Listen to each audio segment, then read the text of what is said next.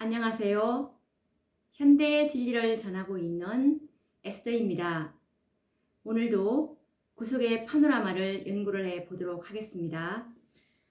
오늘 연구할 주제는 은혜의 왕국과 이 영광의 왕국을 선포하는 5번의 기별에 대해서 연구를 해 보도록 하겠습니다.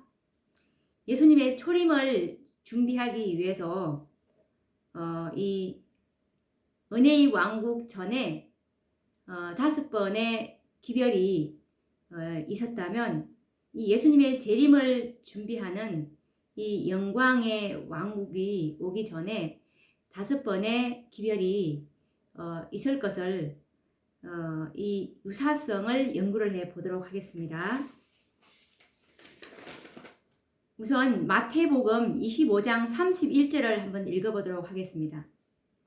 이 마태복음 25장 31절에서 나오는 말씀은 이 영광의 나라는 상속으로 받는다는 그 말씀에 유념을 하면서 읽어보도록 하겠습니다. 마태복음 25장 31절 말씀입니다. 인자가 자기 영광으로 모든 천사와 함께 올 때에 자기 영광의 보좌에 앉으리니 모든 민족을 그 앞에 모으고 각각 분별하기를 목사가 양과 염소를 분별하는 것 같이 하여 양은 그 오른편에 염소는 왼편에 두리라.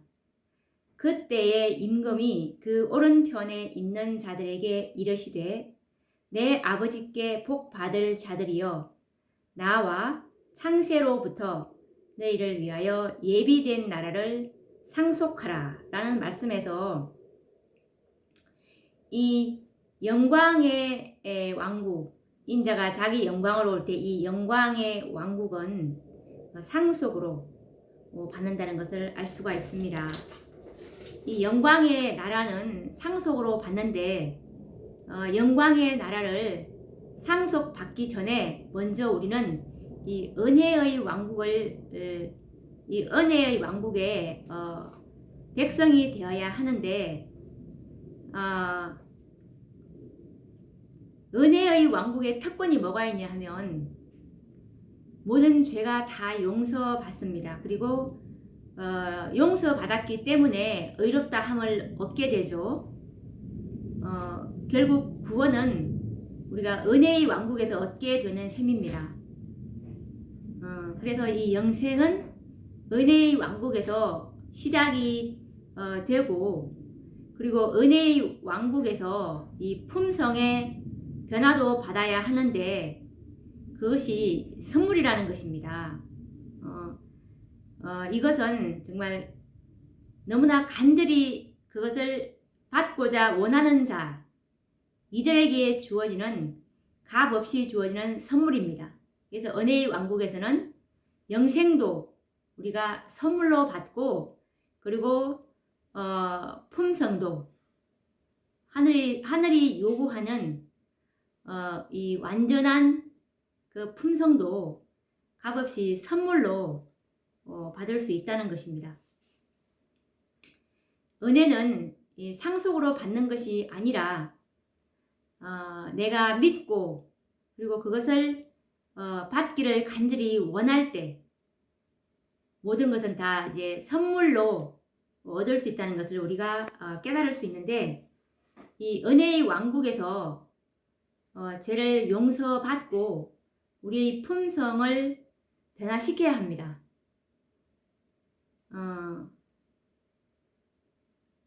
영광의 왕국에서 우리가 품성이 변화되는 것이 아니고 은혜의 왕국에서 우리가 품성의 변함을 우리가 얻어야 하는 것입니다.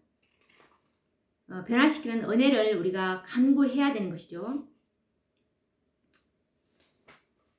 이 은혜의 왕국이 어떻게 세워지고 또 이 영광의 왕국이 어떻게 세워지는지에 대한 이 유사성을 우리가 연구를 해 볼 텐데요.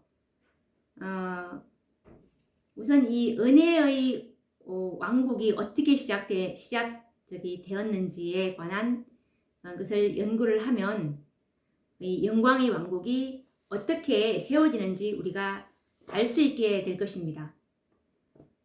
그것은 왜냐하면 대쟁투 343페이지 말씀에 보시면 하나님의 원칙은 언제나 동일하다고 말씀하시고 그것이 개혁사업이거나 그리고 종교운동이거나를 막론하고 유사성을 가지고 있다고 말씀을 하셨기 때문에 이 은혜의 왕국이 세워지는 것을 연구하면 은혜의 왕국이 어떻게 세워지는지에 관한 연관성을 우리가 깨달을 수 있게 될 것입니다. 대쟁투 343페이지 말씀을 읽어보도록 하겠습니다. 각 시대를 통하여 세상에서 행하여지고 있는 하나님의 사업은 그것이 개혁 사업이거나 종교 운동이거나를 막론하고 뚜렷한 유사성을 가지고 있다. 인류를 취급하시는 하나님의 원칙은 언제나 동일하다. 라는 말씀이 있습니다.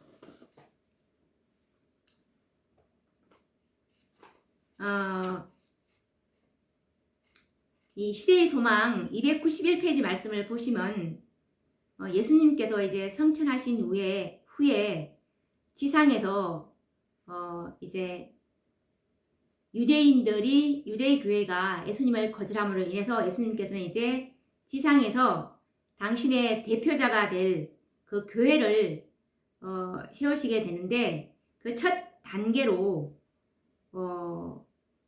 이제 그 12제자를 취하게 되는데 이와 관련된 그 말씀을 한번 읽어보도록 하겠습니다. 시대의 소망 291페이지 말씀입니다.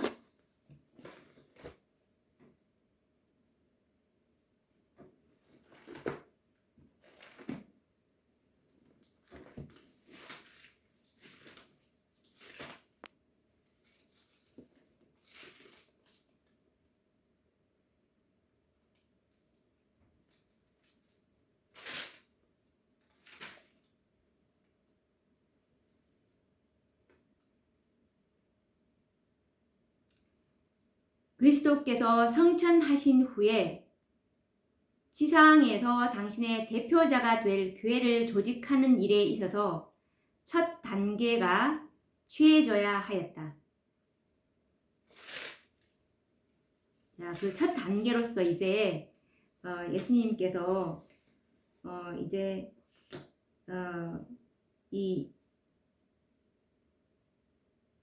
어떻게 이 12제자를 취하게 되는지 사도행전 18페이지를 한번 보도록 하겠습니다.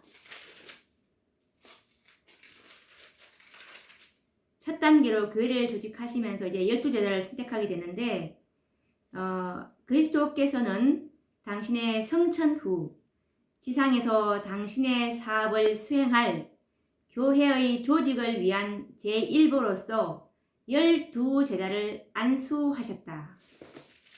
라는 말씀이 있습니다.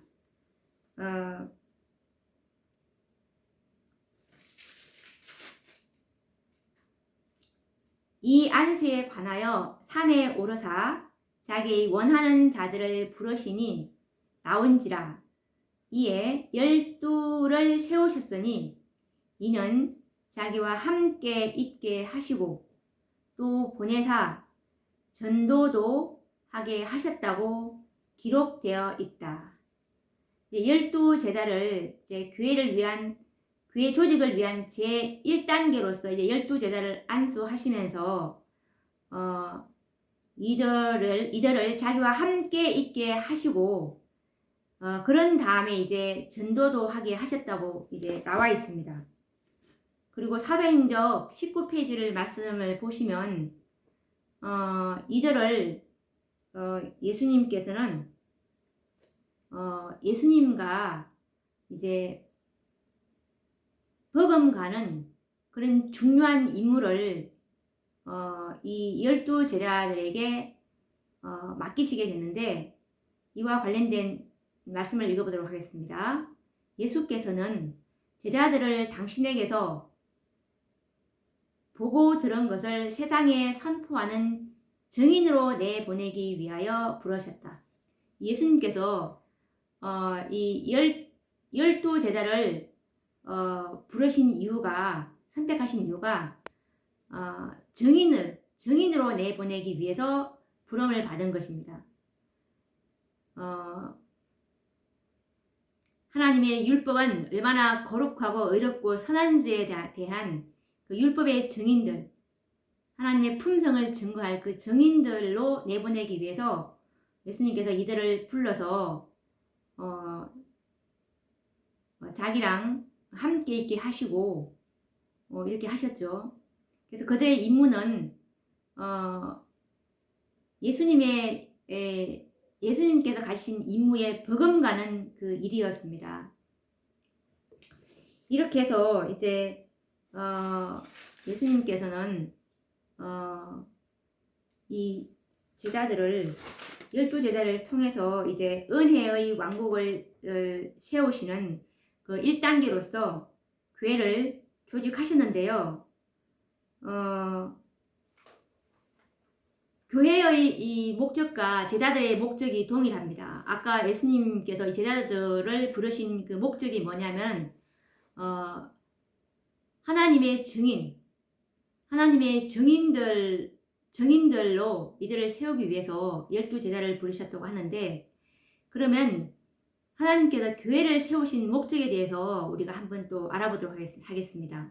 예수님께서 제자를 부르신 목적과 이 교회의 목적이 동일한 목적인데, 사도행전 9페이지를 한번 읽어보도록 하겠습니다. 교회는 사람을 구원하기 위해 하나님께서 세우신 기관이다. 교회는 봉사를 위하여 조직되었으므로 그 사명은 온 세상에 복음을 전하는 것이다. 교회의 사명은 온 세상에 복음을 전하는 것인데, 이 복음이 어떤 내용인지, 어떤 복음을 전하는지에 관한 그 관련된 내용이 그 다음에 나와 있는데 읽어보도록 하겠습니다. 태초부터 하나님은 당신의 교회를 통하여 당신의 충만과 풍족을 온 세상에 나타내시려고 계획하셨다. 당신의 충만과 풍족, 하나님의 완전한 품성이죠. 이 품성을 온 세상에 나타내시려고 계획하셨습니다. 하나님께서 어둠에서 불러내어 그의 기이한 빛 가운데 들어가게 하신 교인들은 하나님의 영광을 나타내야 한다. 교회는 그리스도의 풍성한 은혜의 보고이므로 종국에는 교회를 통하여 하늘에 있는 통치자들과 권위자들에게까지 하나님의 사랑이 가장 완전하게 나타날 것이다.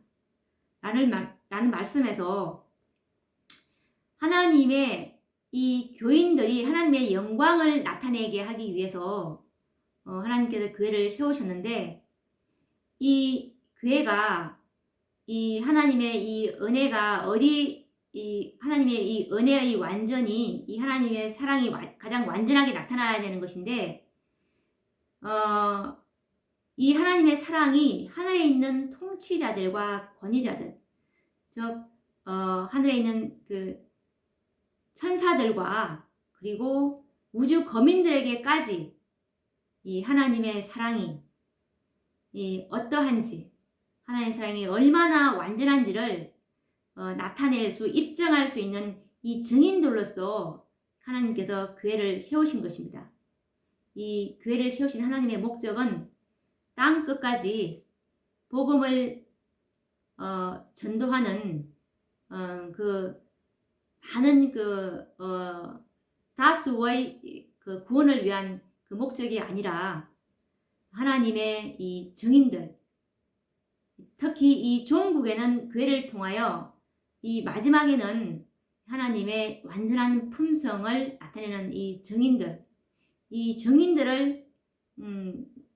증인들이 나타나서 이 하나님의 그 오해된 율법, 사탄이 제기한 그 율법에 대한 그 반박을 온전히 풀 수 있는 하나님의 율법은 얼마나 의롭고 거룩하고 선한지를 그들의 율법을 지킴으로써 하나님의 그 완전한 품성을 드러낼 수 있는 그것이 바로 하나님의 이 마지막 라오디게아 교회를 향한 하나님의 목적인 것입니다. 종국에는 교회를 통하여 하늘에 있는 통치자들과 권위자들에게까지 하나님의 사랑이 가장 완전하게 나타날 것이다. 이 마지막 때의 세천사의 기별이 바로 흠도 점도 없는 하나님의 그 십자가의 군병들이죠. 그렇게 해서 이제 에베소 5장 27절 말씀처럼 티나 주름 잡힌 것이 없는 그런 교회를 만드시고자 하시는 것이 하나님의 최종 계획인 것입니다. 그렇게 해서 이제 이 교회와 제자들의 이 목적이 하나님께서 원하시는 이 목적이 동일한데요. 이 일을 이제 하기 위해서 제일 처음 이제 12제자가 이제 부름을 받은 것이었는데 12제자의 임무는 아까 말한 것처럼 그리스도와 버금가는 그런 임무였습니다. 그래서 이제 예수님께서는 12제자를 모델로 삼아서 12제자를 이 3년 만에 정말 이 당신의 사랑을 나타낼 수 있는 그런 변화받은 사람들로 이제 만들어버렸죠. 이 제자들은 정말 예수님이 돌아가시기 전까지도 서로 누가 가장 높으냐라고 이렇게 우리가 볼 때는 정말 품성이 자라고 있는 것 같지 않았지만 하나님의 눈에는 이들이 하나님의 씨가 심겨지고 싹이 나고 그리고 줄기가 나고 이삭이 나서 이게 자라고 있었습니다. 이 제자들에게 이 심겨진 이 진리의 씨앗은 자라나고 있었던 것이죠. 정말 그 제자들은 그때까지도 서로 보좌와 이 면류관과 영광으로 가득 차 있는 그런 것들로 생각을 했었지만 그래도 그들의 품성은 자라나고 있었던 것입니다. 이들이 완전히 변함을 입은 것은 예수님께서 부활 후 40일 동안 이제 예수님께서 모세와 선지자의 글을 통해서 가르쳐 주셨는데 그때 정말 제자들이 확실히 깨닫게 되었고 정말 구름 한 점 없는 완전한 믿음으로 바뀌어져서 이들의 품성이 이제 완전하게 자랄 수 있는 그런 상황이 되었습니다. 이와 관련된 말씀은 대쟁투 350페이지에 있는데 읽어보도록 하겠습니다.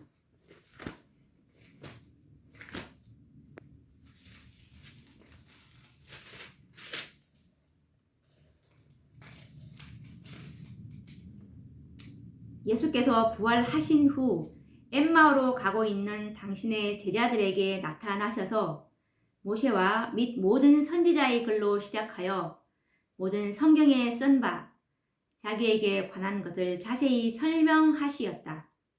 제자들의 마음은 흥분되었다. 그들에게는 믿음이 불타올랐다. 그들은 예수님께서 그들에게 친히 나타나시기 전부터 이미 거듭나서 산 소망이 있었다. 그들의 이해력을 밝혀주시고 그들의 믿음을 확실한 예언 위에 세우는 것이 예수님의 목적이었다. 그분께서 이게 친히 내가 부활한 예수다라고 이렇게 말하는 것보다 예수님께서는 이 확실한 예언 위에 그들의 믿음을 세우시는 것이 하나님의 목적이셨기 때문에 그분께서는 당신께서 친히 말씀하신 증거뿐 아니라 표상적인 율법이 가리키는 상징들과 그림자들을 통하여 그리고 구약의 예언들을 통하여 그들의 마음속에 진리가 굳게 확립되기를 원하셨다.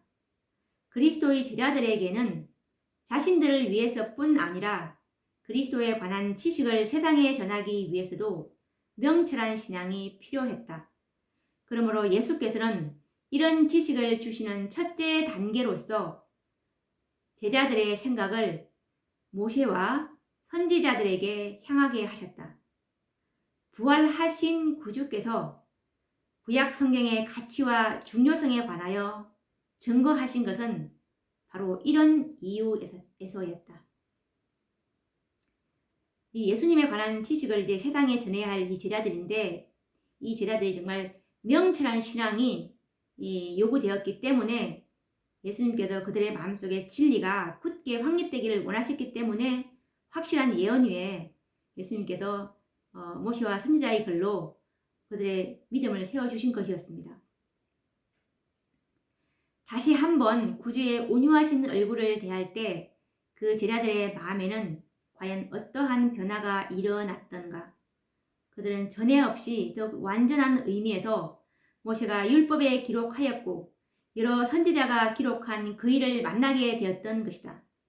불안, 고통, 실망은 완전한 보정, 구름 한 점 없는 믿음으로 바뀌어졌다.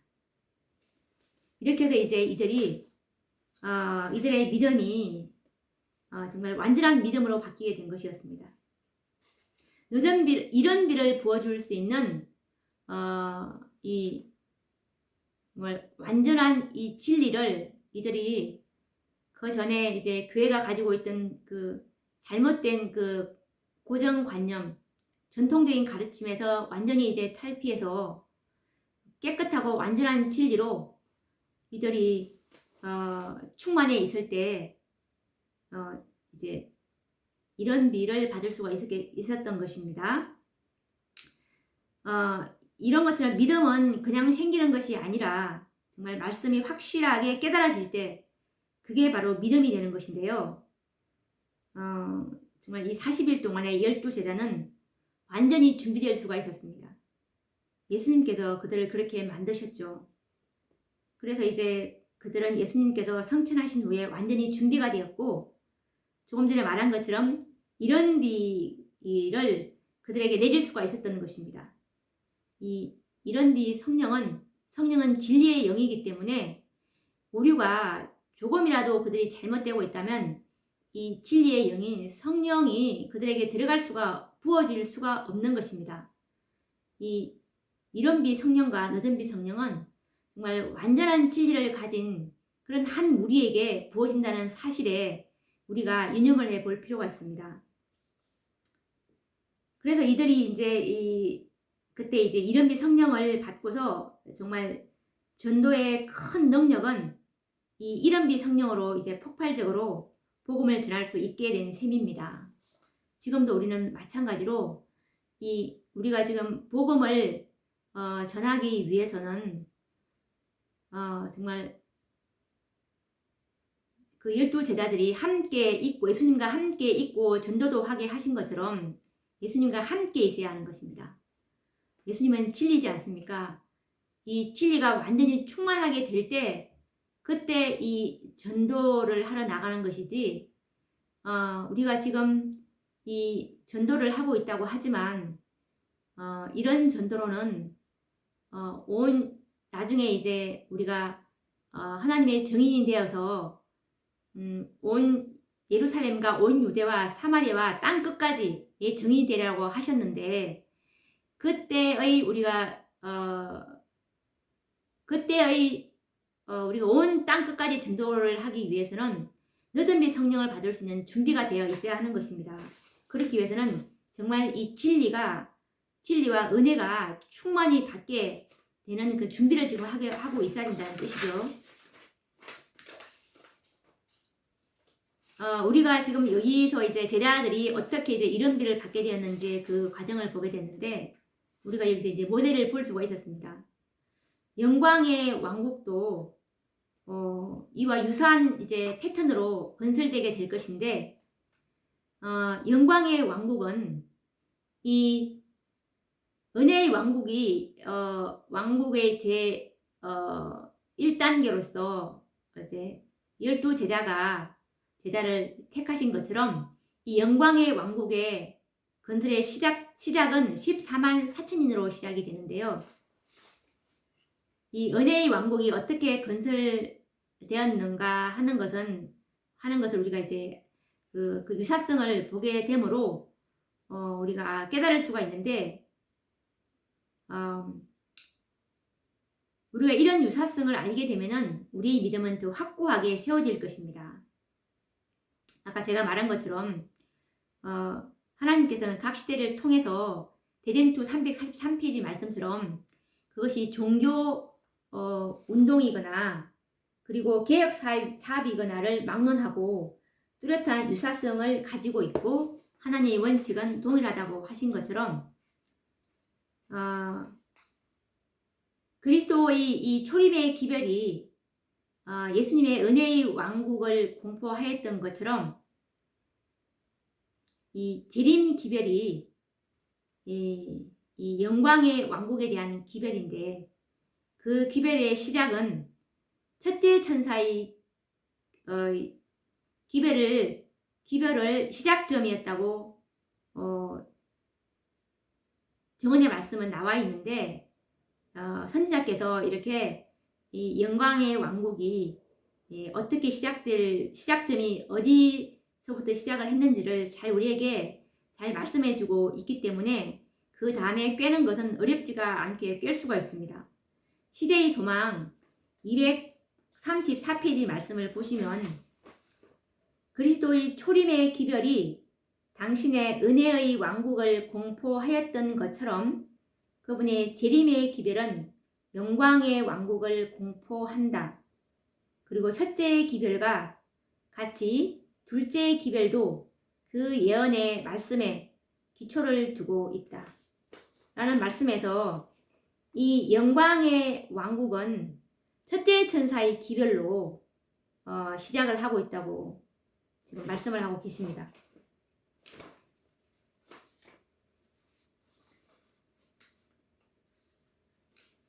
그러면 우리가 이 예수님의 이 초림의 기별이 어떻게 전파되게 되었는지 이 첫 번째 선포부터 은혜의 왕국이 세워지기까지 몇 번의 선포가 있었는지 한번 예수님의 메시아의 탄생이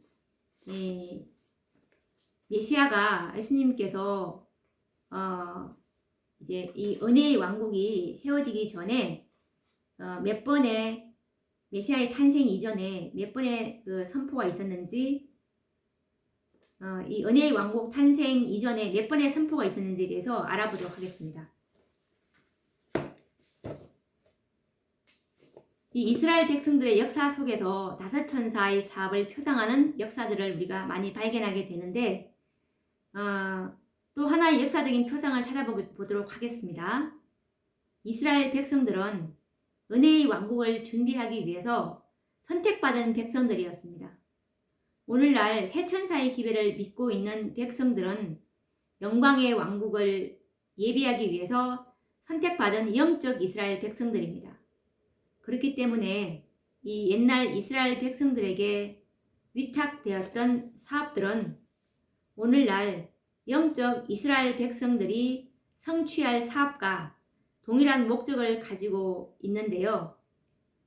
이 은혜의 왕국을 건설하기 위해서 오시는 메시아의 초림을 알리기 위해 이스라엘 백성들에게는 이 5번의 기별을 통해서 증거가 주어졌음을 우리는 성경에서 발견할 수가 있습니다. 그리스도의 재림으로 세워질 영광의 왕국도 이 5번의 기별과 경고를 통해서 세상에 증거될 것이 요한계시록 14장의 세 천사의 기별과 요한계시록 18장의 두 천사의 기별로 총 5번의 기별로 이 영광의 왕국이 세워질 것을 예언되어 있는데 이 정말 놀라운 일입니다. 먼저 이 은혜의 왕국이 이 5차례에 걸쳐서 이 당신의 백성들에게 이 기별자들을 보내주셨는데 우선 이 첫 번째 선포는 침례 요한의 아버지 제사장인 이 사가랴를 통해서 메시아의 강림과 은혜의 왕국이 가까웠음을 선포하셨는데요. 이것은 누가복음 1장 5절에서 25절 말씀에 잘 나와 있습니다. 사가랴는 자신이 나이가 많기 때문에 아들을 낳으리라는 그 하늘의 사자가 전하는 기별에 대해서 불신을 표현을 했습니다. 그래서 이제 아들이 태어나기까지 벙어리가 되는 이 놀라운 표적 때문에 이 사건은 은혜의 왕국, 곧 메시아의 출현에 대한 관심을 더욱 고조시키게 됩니다. 이 벙어리가 되는 이 사건 때문에 온 유대와 예루살렘에 더 많이 사람들이 관심을 모으게 되었죠. 그리고 두 번째 선포는 이 베들레헴의 목자들을 통해서 이제 선포를 하시게 되는데, 하나님의 아들이 베들레헴에서 아기로 탄생하시는 사건은 온 하늘의 천군 천사들을 경탄케 하였습니다. 그런데 땅은 정말 너무나 조용했고 무관심하였습니다. 이 기쁜 소식을 기다려야 할 예루살렘의 지도자들은 깊은 잠에 빠져 있었고, 오직 베들레헴 언덕에서 양을 치던 목자들만 메시아의 탄생을 기다리고 있었습니다. 천사들은 이들에게 메시아의 탄생을 알려주었고, 이 목자들에 의해서 예루살렘과 유다 백성들에게 은혜의 왕국의 왕이신 메시아의 출현을 알리는 두 번째 기별을 선포할 수 있었습니다. 이때도 받아들이는 사람들은 거의 없었지만 기별은 전파가 되었죠. 그리고 세 번째 선포는 이 제사장인 이 시므온과 여선지자 안나를 통해서 전파되었는데요. 누가복음 2장 25절 말씀을 보시면 이들은 의롭고 경건하여 이스라엘의 위로를 기다리던 자였다고 나와 있습니다.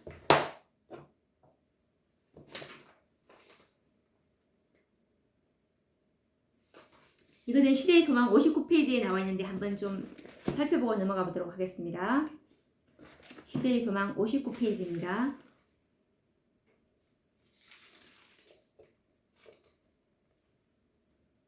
이때 성전에 들어갈 때 시므온은 한 가족이 그들의 장자를 제사장 앞에 바치는 것을 본다.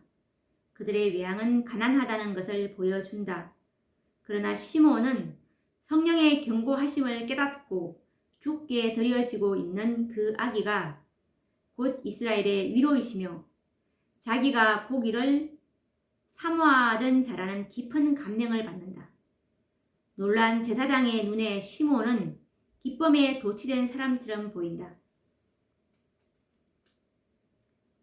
그가 아기 구주를 공중에 쳐들면서 주제여 이제는 말씀하신 대로 종을 평안히 놓아주시는도다. 내 눈이 주의 구원을 보았사오니 이는 만민 앞에 예비하신 것이요 이방을 비치는 빛이요 주의 백성 이스라엘의 영광이니이다 라고 말한다. 여선지자 안나도 들어와서 시므온이 그리스도에 대하여 증거한 말을 확정하였다. 시므온이 말할 때 안나의 얼굴은 하나님의 영광으로 빛났다. 그는 자기가 주 그리스도를 보도록 허락받은 것에 대하여 진정으로 감사를 드렸다. 이 겸손한 경배자들은 예언을 헛되이 연구하지 않았다. 그러나 이스라엘 나라의 관원과 제사장의 직분을 가진 자들 또한 그들 앞에 귀한 예언의 말씀들을 가지고 있었지만 주의 길로 행하지 않고 있었으며 저들의 눈은 생명의 빛을 보기 위해 열려 있지 않았다.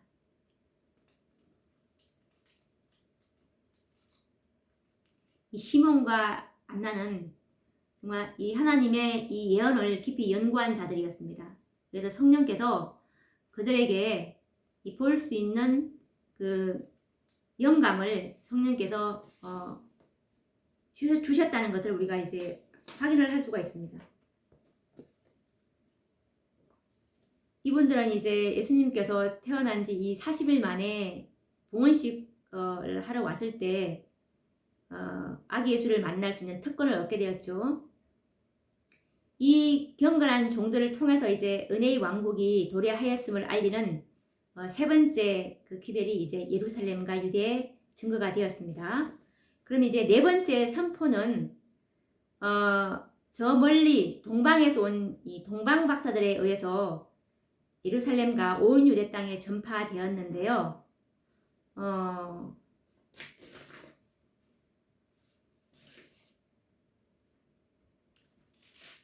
이 말씀도 잠깐 좀 살펴보도록 하겠습니다. 이 동방 박사들이 어떤 분들이었나 하면 동방에서 온 박사들은 철학자들이었다. 그들은 명문 출생이며 그 나라에서 재물과 지식이 있는 사람들로 구성된 매우 위력한 계급에 속한 사람들이었다. 이 사람들 가운데에는 백성들의 우매함을 나쁘게 이용하는 자들도 많았으나 천연계 가운데 나타나는 하나님의 섭리의 표적을 연구하고 그들의 청렴함과 지혜로 존경을 받던 정직한 사람들도 있었다. 예수님을 찾아온 박사들은 바로 이런 사람들이었다. 이 동방 박사들은 천연계 가운데 하나님의 섭리의 표적을 연구하던 자들이었고 청렴함과 지혜로 존경받던 그런 정직한 자들이라고 나와 있습니다. 하나님의 빛은 항상 이기호의 흑암 속에서 비치고 있다. 이 박사들이 별이 총총한 하늘을 연구하고 그 별들의 빛나는 궤도 안에 숨은 신비를 탐구할 때 그들은 창조주의 영광을 보게 되었다. 그들은 더욱 명확한 지식을 찾는 가운데 희벌이 성경에 관심을 돌렸다. 그들의 나라에서도 거룩한 교사가 오시리라고 예언한 예언서들이 있었다.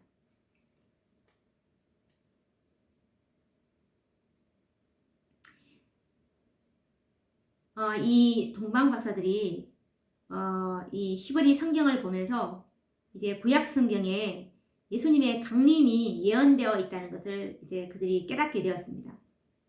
그래서 그들은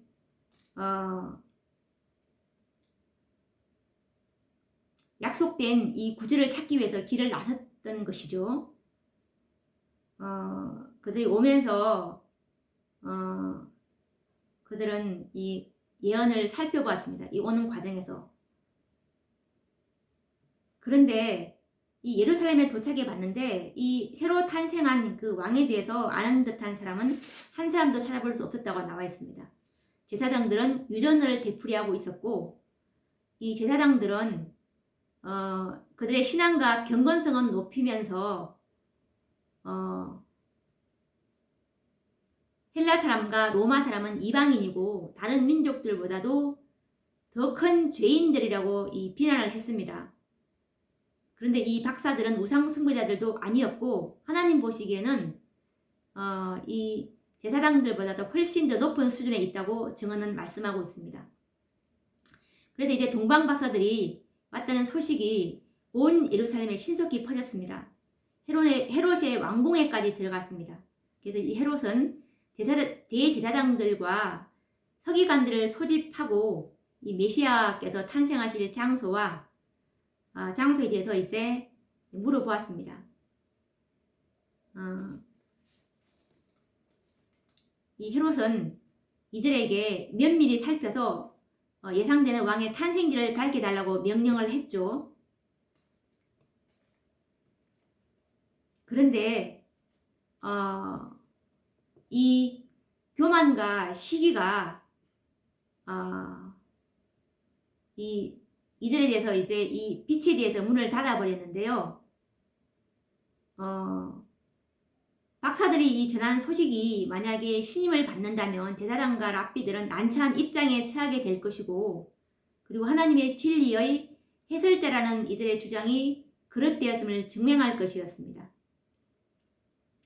이들은 이 동방 박사들에게서 가르침을 받기 위해서 자신들을 낮추고자 하지 않았던 것입니다. 그래서 이 제사장과 랍비들이 이제 여기서부터 그리스도를 거절하는 일이 시작이 되는데요. 이렇게 해서 이제 이 동방 박사들이 이제 예루살렘을 떠나서 이제 베들레헴으로 향하는 그런 우리가 과정을 지금 이제 보게 됐는데, 동방에서 온 박사들에 의해서 이제 네 번째 기별이 이제 유대 땅에 전파가 되었는데, 이방의 땅 저 멀리서 별을 보고 찾아온 이 박사들의 등장으로 이제 예루살렘은 아까 말씀에 본 것처럼 이제 소동이 일어났죠. 그래서 유대인의 새로운 왕의 탄생으로 예루살렘과 온 유대 나라가 온통 축제의 분위기를 기대하고 왔던 이 동방 박사들의 실망을 우리가 보았는데, 정말 그들은 믿음으로 왕이신 메시아를 만나기를 포기하지 않았습니다. 이 천사들은 이 믿음의 사람들인 동방 박사들을 인도해서 아기 예수를 만나도록 이제 베들레헴으로 인도했죠. 이들에 의해서 이제 이 예루살렘과 유대와 이방 땅에게까지 이 메시아의 탄생을 알리는 네 번째 선포를 하게 되었습니다. 그러면 이 다섯 번째 그 기별자는 바로 이 침례 요한이었는데요. 마태복음 3장 3절 말씀처럼 선지자 이사야로 말씀하신 자라 일렀으되 광야에 외치는 자의 소리가 있어 가로되 너희는 주의 길을 예비하라 그의 첩경을 평탄케 하라고 구약 성경에 예언되어 있던 이 침례 요한을 통해서 전파가 되었습니다.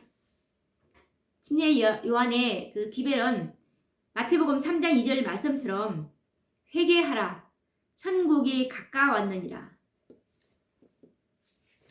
라는 선포였습니다. 이 침례 요한은 예수님보다도 6개월 먼저 태어났죠. 그래서 은혜의 왕국을 알리는 마지막 기별자가 이 침례 요한이었는데, 은혜의 왕국은 우리가 살펴본 것처럼 이 5번의 기별이 선포된 이후에 건설이 되었습니다. 은혜의 왕국, 영광의 왕국도 이와 유사하게 5 천사에 의해서 기별이 전파된 이후에 이제 세워질 것입니다. 5 천사의 예언이 이미 유대 민족의 역사에서 표상되어 있었다는 것은 정말 얼마나 분명하고 놀라운 예언의 성취입니까? 특히 이 은혜의 왕국의 도래를 알리는 5번째 기별자인 이 침례 요한의 사명은 참으로 중요한 사명을 가지고 있는데요. 마찬가지로 이 5째 천사의 사명은 정말 그 존재 자체가 중요한 메시지를 지니고 있습니다. 그리스도의 재림, 즉 이 영광의 왕국이 심히 가까웠음을 알려주고 있기 때문입니다. 5 천사들의 이 기별이 모두 중요하지만 특히 이 첫째 천사의 기별과 5째 천사의 기별은 시기와 때를 알려주는 천사들입니다. 첫째 천사는 심판의 때인 이 조사 심판의 시작을 알려주는 천사였다면, 이 5째 천사는 조사 심판이 거의 끝나고 있음을 알려주고 있는 천사입니다. 5째 천사가 일할 수 있는 시간은 이제 불과 1시간밖에 남지 않았기 때문입니다. 이 말은 무슨 말이냐 하면 마태복음 20장에 보시면 포도원 품꾼이 하루에 5번의 추수꾼으로 불려져 놓는 것을 우리가 그 비유관대에 볼 수 있는데, 그 하루는 대속죄를 의미하는 것이고, 이 5번의 품꾼은 5번의 기별로 이제 그 추수 사업이 완전히 완성되는, 살아계신 하나님의 인을 치는 이 추수 사업, 셋째 천사의 사업이 완성됨을 비유하시는 그 비유입니다. 그래서 첫 번째 부름받은 일꾼은 이른 아침 한번 불려왔죠. 그리고 3시, 6시, 9시, 11시 이렇게 5번의 이 품꾼으로 이 살아계신 하나님의 인치는 추수사업이 완전히 끝나게 됩니다. 그런데 이 마지막 5번 품꾼, 이 다섯 번째 포도원 품꾼은 일할 시간이 1시간밖에 남지 않았습니다. 자기가 11시에 불려서 이제 12시에 끝나는 이런 그 기별자로, 이런 추수꾼으로 부름받았다는 것을 우리가 생각을 해볼 때, 이 다섯 번째가 나타나서 이 추수할 그 추수의 분량이 얼마 남지 않았고, 시간이 1시간만 추수를 하면은 끝낼 수 있는 추수의 분량이라는 것을 알 수가 있습니다. 이 추수는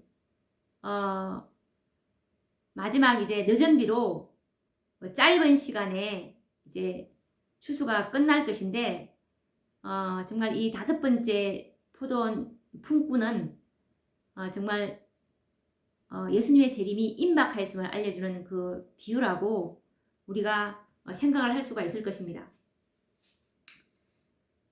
참으로 이제 주님의 재림은 정말 가깝죠. 영광의 왕국이 도래하였음을 알리는 다섯 천사의 기별은 우리가 정말 깊이 연구해야 할 주제입니다. 주님의 기별이 얼마 남지 않았다는 것을 우리가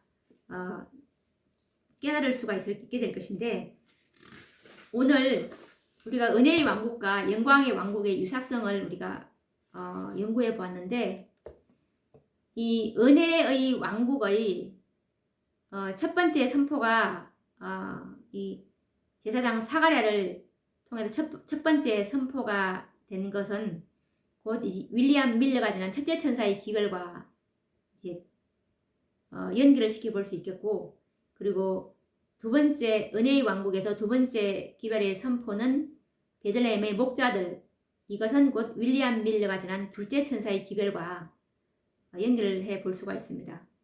그리고 시몬 안나는 셋째 천사로, 세 번째 은혜의 왕국의 세 번째 기별자로 선택을 받았는데, 이것은 영광의 왕국의 셋째 천사의 기별, 엘렌 G 화이트이 기별자였죠. 이것과 짝을 이룰 수 있고, 그리고 은혜의 왕국의 네 번째 기별자는 동방박사였습니다.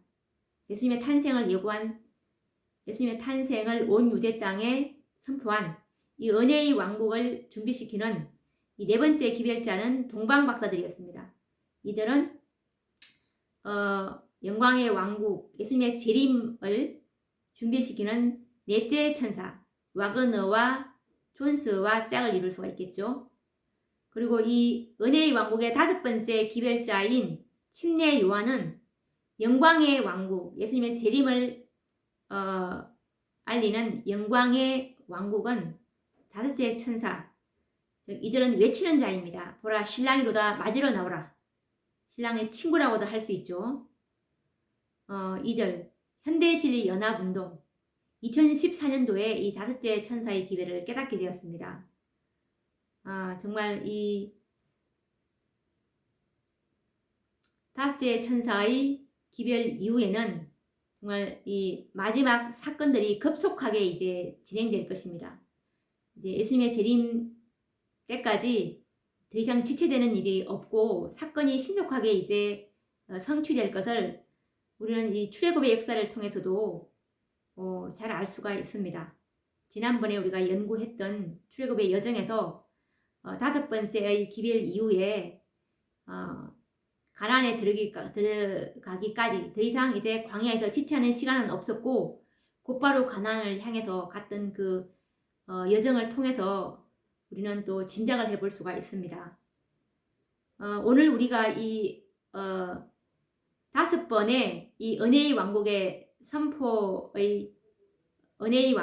다섯 번의 선포가 있었던 것이랑 영광의 왕국이 오기 전에 다섯 번의 이 천사의 기별이 있었던 이것을 보면서 우리의 믿음은 더 확고해 져야 할 것이고, 정말 이런 확고한 믿음이 우리에게 늦은 비를 맞을 수 있는 그런 완전한 믿음으로 나아갈 것을 기대하면서 오늘도 말씀을 여기서 마치도록 하겠습니다.